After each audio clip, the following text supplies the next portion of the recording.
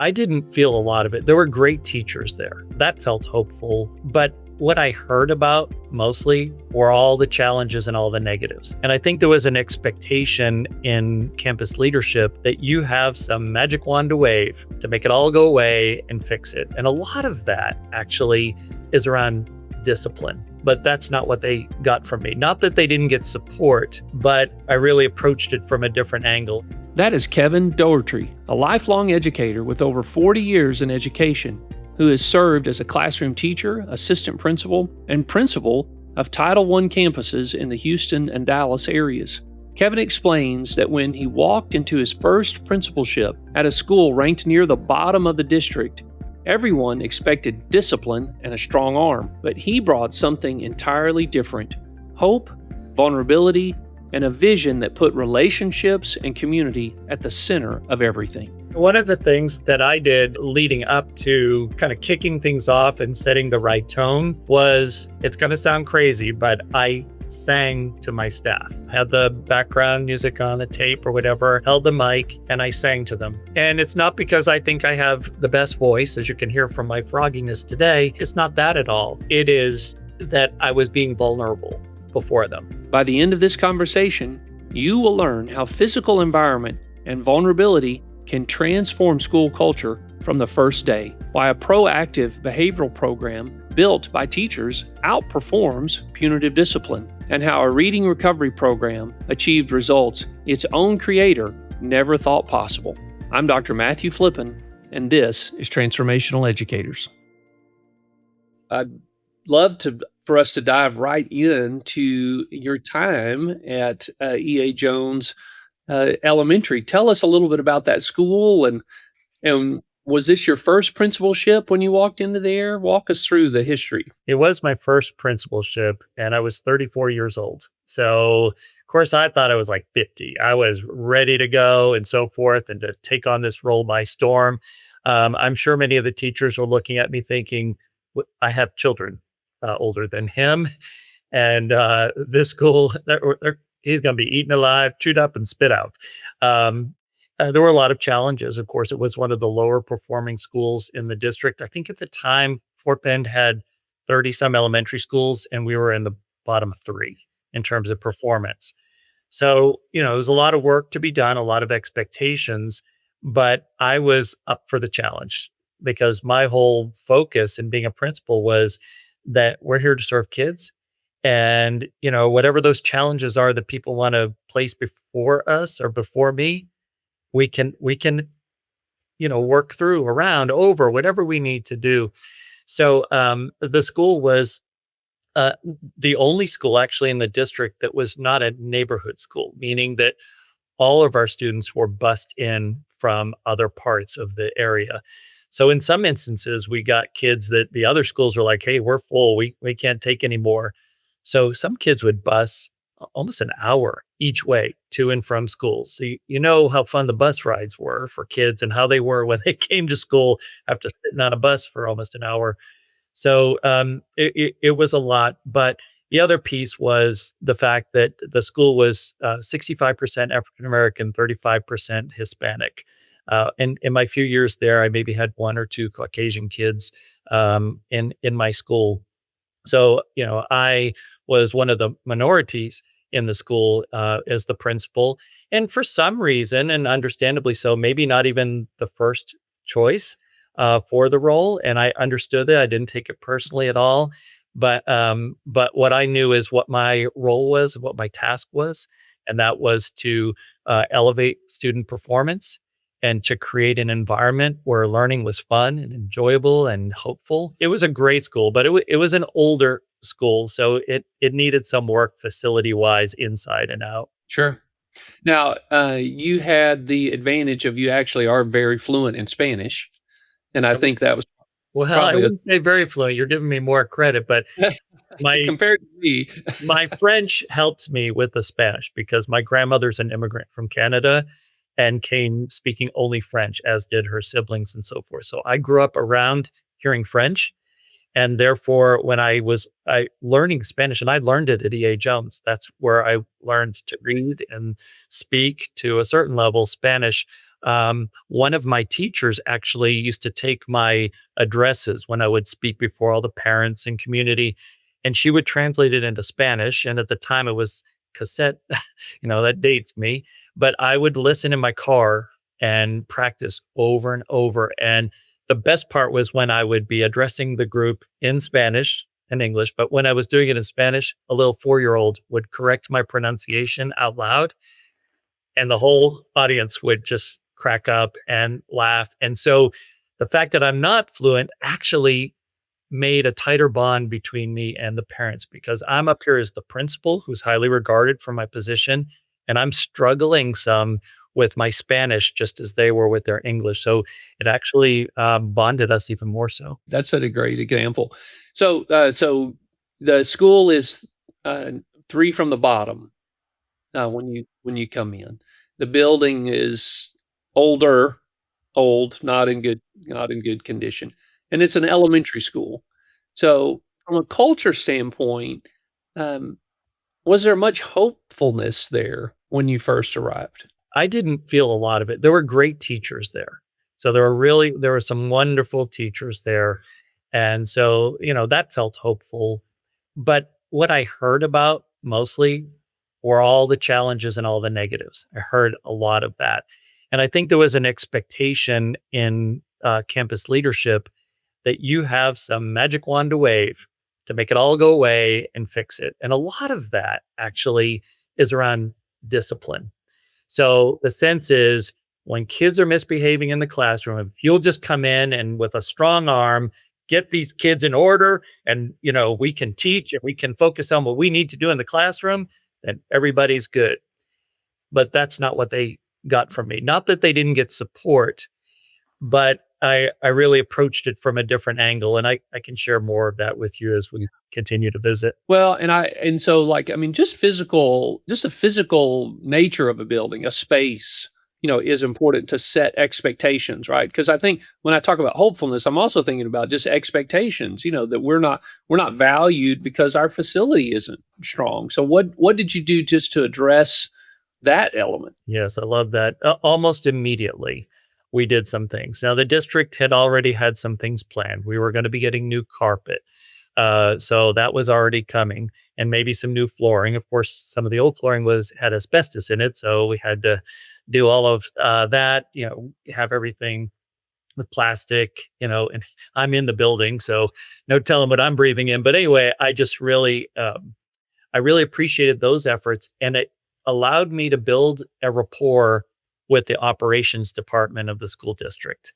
And they took a liking to the vision. I learned early on as a principal and before as an assistant principal that people are drawn to a compelling vision.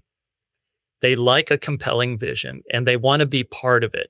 And so I was able to get the support of them, like, hey, can we get a little extra paint here and paint those front doors? They looks like a prison. Could we, brighten it up? We've got royal blue and yellow as our school colors.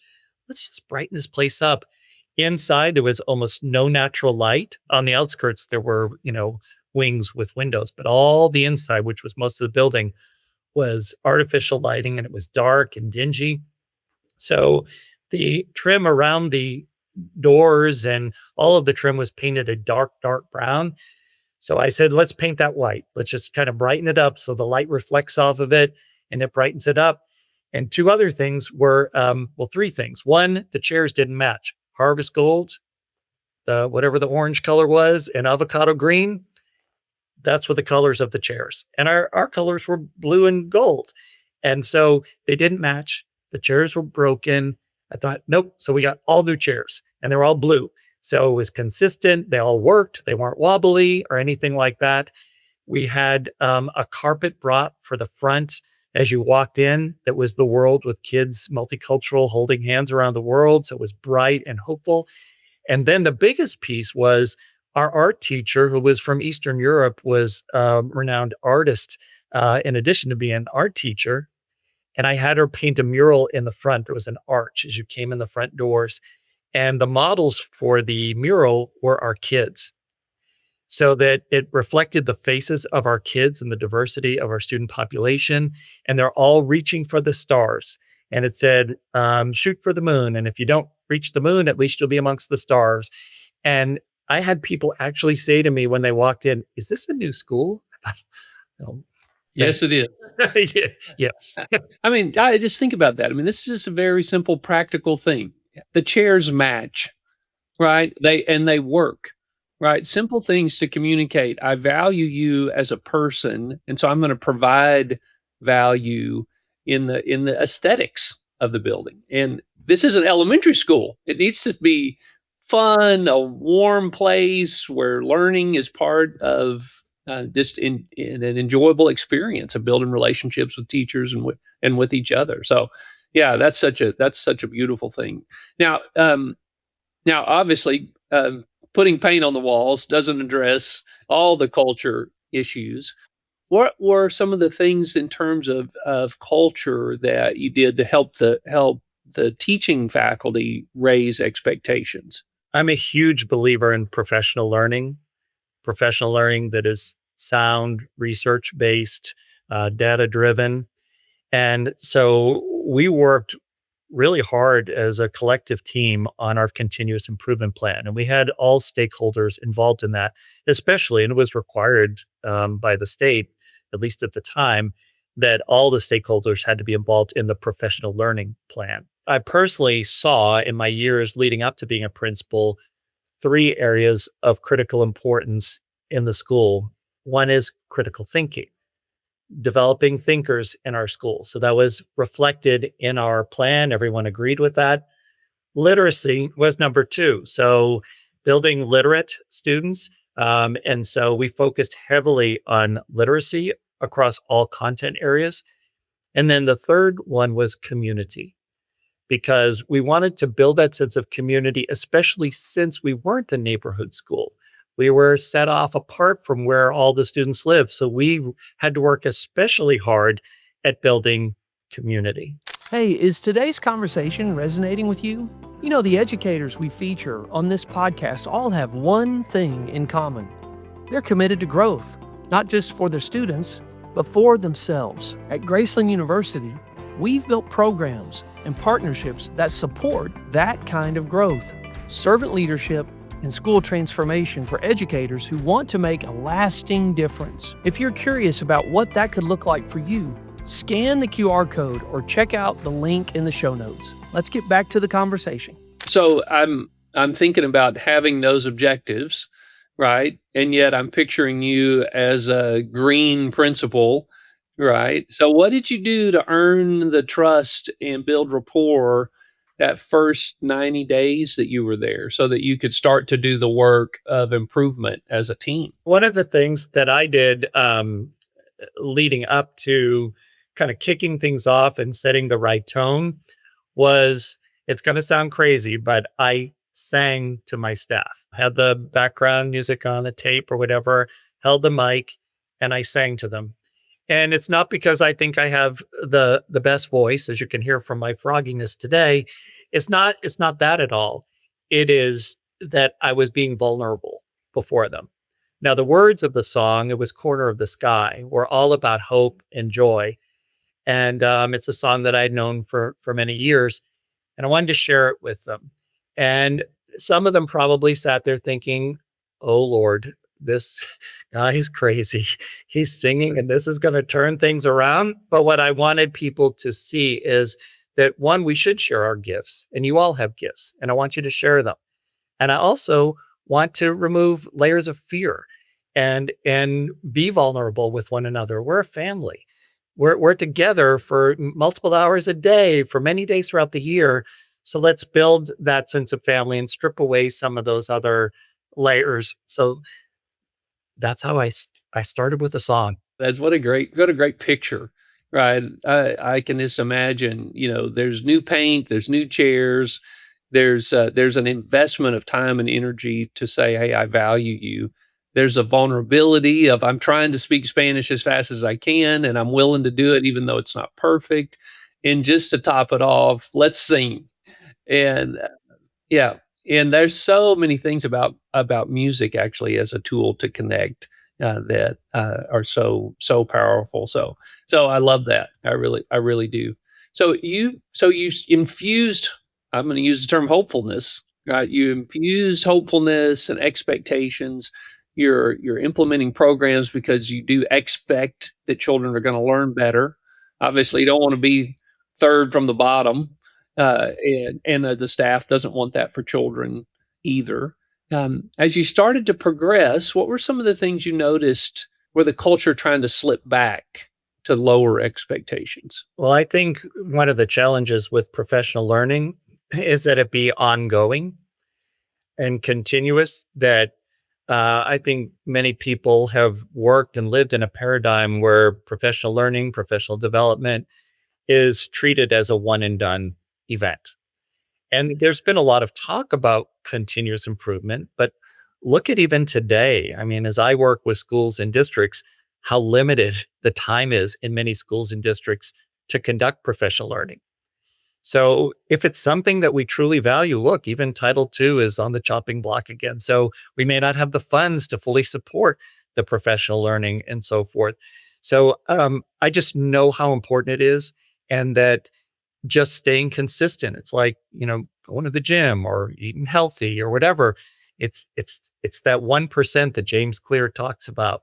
We're not going to like go from 0 to 100 in 1 year and oh, now we're all fixed. Now we can just sort of go forward. Now it's a lifestyle.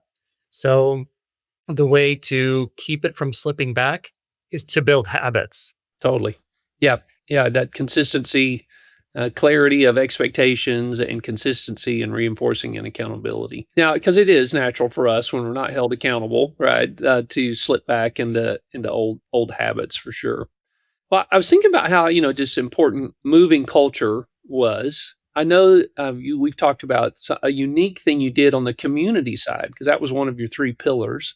Yes. Tell me about how did you get this very spread out community to engage and be part of what you were trying to do there? I appreciate that question. And it's really one of the accomplishments of which I'm most proud and has really stuck with me through the years.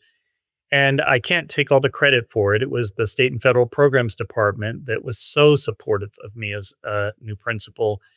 But they came to me and they said, Kevin, we got a grant for opening a few parent centers. So only like 3 schools, I think, were going to get the parent centers.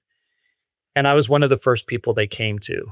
And I was just jumping at the chance. I said, absolutely, we so need this.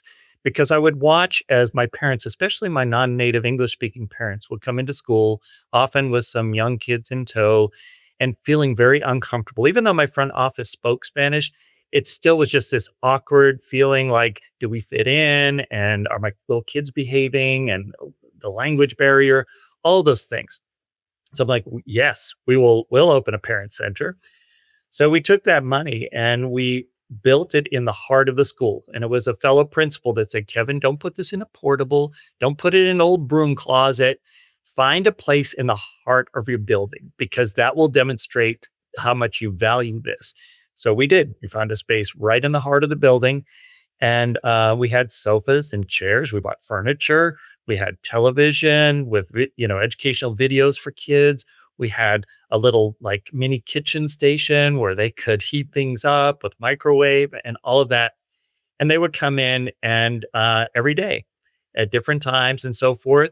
And they would sign in when they came in and just go to the parent center because that was their home. There was no hesitancy as they came into the school. But the best part, Matthew, was on Thursdays when we did a potluck lunch, kind of like a bento bowl or bento meal in Hawaii. It's a little bit of everything. So everybody brought their things in and they shared them with me, the principal. There was no agenda. I had no great expectations for the discussion. We just sat together and broke bread and fellowshipped with one another. And it was so powerful. Wow. So, I don't know how often these parent centers are used today as a way to bring, community into the school. So, what's the big picture of the skills? What's the need that that's serving? If you were going to guide a principal today on, why would you do this and how would you, go about doing it? Well, I think first of all, you have to get past those trials and challenges we have with being vulnerable. When you have parents in there, if you've got a runner in your school, kid that's run out of the classroom and running down the hall, they're going to see it. If somebody's having a little meltdown, they're going to hear it. So, but what I discovered was they had so much more empathy and understanding and a sense of ownership because they were there and they were part of it. They weren't coming in to judge. They weren't coming in to find fault with the principal or the teachers. They were truly there to be part of the community and part of the team of educating kids. And so I just can't speak highly enough of it. And then the other piece of that, to your point of like, what were the goals and so forth of it, really, the goals were very simple, that we provide a space, a safe space, a comfortable space. We create a sense of comfortability that I'm very much a part of that. I go there just I would go have my team meetings with my team leaders or, student council or whatever it is. But more than anything, relationships trump everything in education. Relationships before relevance, relevance before rigor. So start with relationships. So my desired outcome, my goal was that we build trust, that we build a relationship. So you mentioned when we were first visiting about the district hoped you would come in and address the discipline issues so we can get to learn. What was the trend? I'm curious. Listening to all that you've done, what happened with discipline issues over time? Well, one thing was, there are things over which you don't have control when you're the principal, right? And one of those things over which I didn't have control was who my assistant principal was. And when I first took over as principal, they had moved the principal out to another campus in a different role and moved me in to partner with the previous assistant principal who was friends with the previous principal. So I didn't know what she'd think of me because her friend was moved and I come in. We hit it off immediately. She was a little bit older than me at the time, African American woman. Her daughter was actually in school where I was assistant principal. So we kind of got to know each other prior to me coming in. So she knew about me, Mr. D, before me coming to the school. And I loved working with Miss Jones. We just made a great pairing. And she was firm and yet she wasn't mean spirited. And so I just love the balance that we brought. I'm bringing great vision and all of this, and she's the more practical boots on the ground. And we had a mutual respect and admiration. Next assistant was brought in. I didn't ask for the change. That assistant would just bring kids into his office and sit in there with packets of worksheets. Well, it was popular with many of the teachers because the problems were removed from their classroom. My concern about it was, are our students learning? The ones that are, working on a worksheet package in the assistant principal's office when there's like no room to walk in the office because it's just filled with kids. I didn't think that was the answer either. So real quickly, I was interviewing a teacher my first year there who had implemented a program called Stop and Think. And it was developed by a psychologist. And what we did is my second year there, we brainstormed what are the top 9, 10 misbehaviors that you deal with in the classroom and in the school. So they all picked them. We prioritized them. All right, these are the top 9 behaviors, like how to listen when someone else is talking, whatever it may be. And then we identified the steps that you must follow. What are those behavioral norms? So the norm may be look at the person, nod your head in acknowledgement, smile, don't interrupt, wait till they're finished speaking and then speak. So we did that and we had stop and think signs posted all over the school. So they're in the classrooms or the hallway or in the bathroom, they're in the cafeteria. So it was a visual reminder every day throughout the day to stop and think before you behave or act. So that was a huge cultural shift for the school. I took it with me to my next school in Irving. because I believe so heavily in it. But it was simple.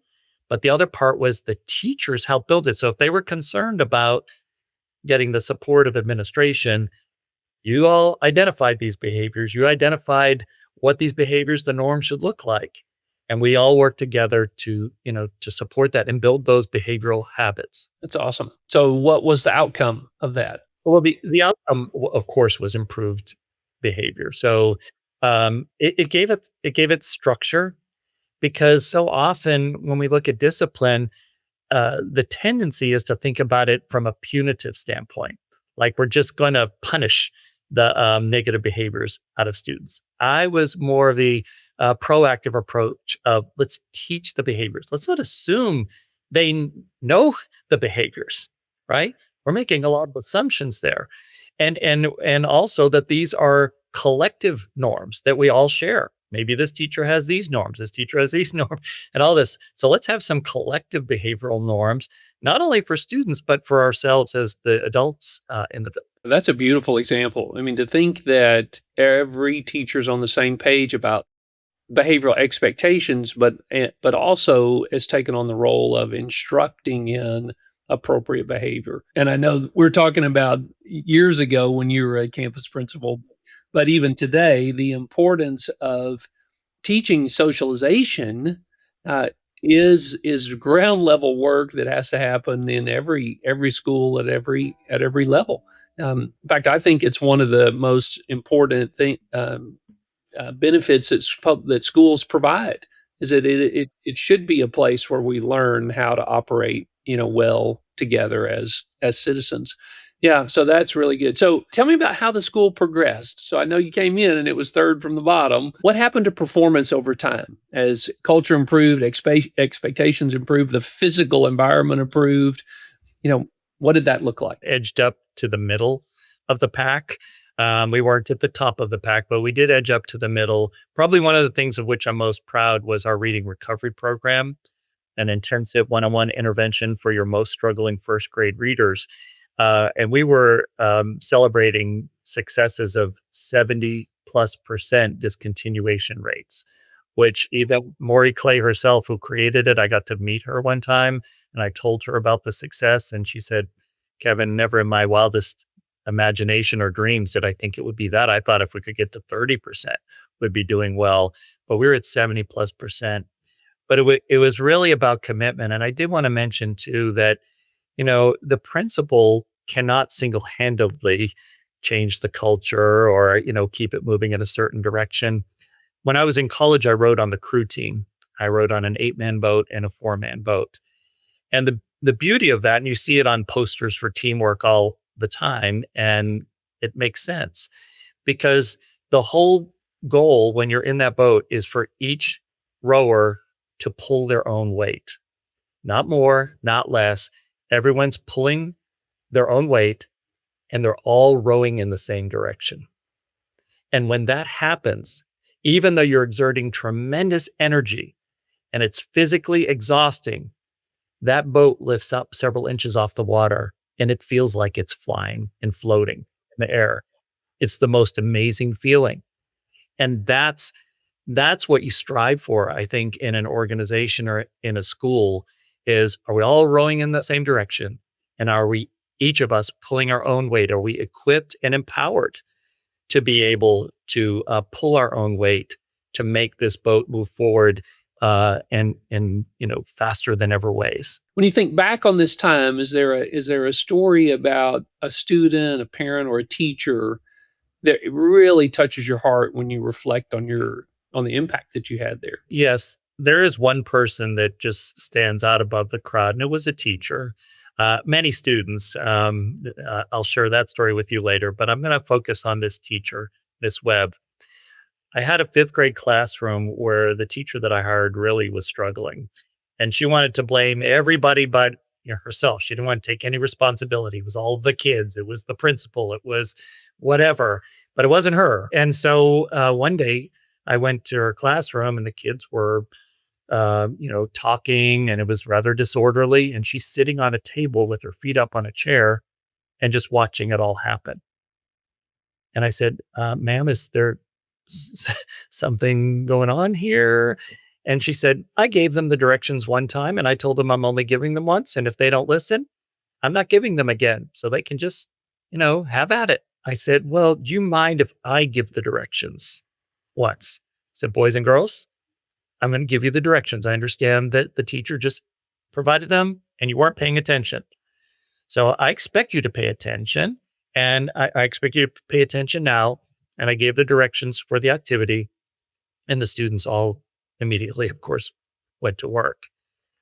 But again, she wanted to blame the kids. So at some point, I don't know if it was that day or a day around that, she just said, "I'm out of here. I'm leaving." And I think she thought I wasn't supporting her because I wasn't giving in to the blaming everybody else, including me. And so she left, middle of the day, middle of the year, and never came back. And at first, the kids applauded, like, "Yay."